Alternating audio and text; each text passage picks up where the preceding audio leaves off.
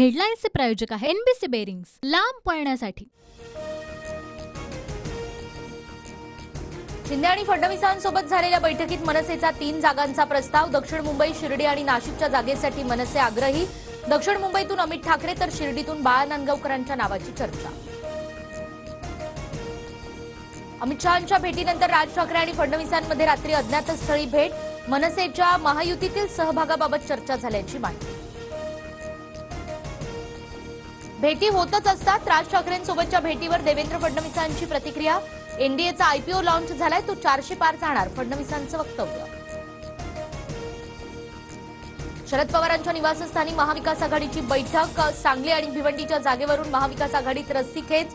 1 ते 2 दिवसात जागा वाटपावर अंतिम निर्णय। बैठकीनंतर नाना पटोलेंची माहिती। मवियाच्या बैठकीला वंचित अनुपस्थित। महाविकास आघाडीकडून वंचितला 4 जागांचा प्रस्ताव तर वंचितची 7 जागांची मागणी। वंचितनं 4 जागांचा प्रस्ताव मान्य केला असता तर आनंद झाला असता। प्रकाश आंबेडकरांची नाराजी असेल तर दूर करू, संजय राऊतांची प्रतिक्रिया।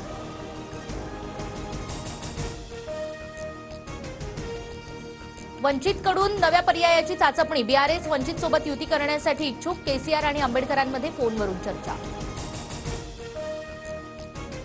काँग्रेसचे उमरेडचे आमदार राजू पारवे आज शिंदे गटात प्रवेश करण्याची शक्यता। राजू पारवे रामटेकमधून शिंदे गटाचे उमेदवार असणार, सूत्रांची माहिती। काँग्रेसची खाती गोठवणं म्हणजे लोकशाही गोठवणं। काँग्रेसचे नेते राहुल गांधींची टीका। खाती गोठवल्यानं प्रचारासाठी पैसे उपलब्ध नसल्याचा काँग्रेसचा आरोप। केंद्र सरकारच्या फॅक्ट चेकिंग युनिट स्थापन करण्याच्या निर्णयाला सुप्रीम कोर्टाकडून स्थगिती। केंद्र सरकारच्या कालच्या निर्णयाला आज लगेच सुप्रीम कोर्टाकडून स्थगिती।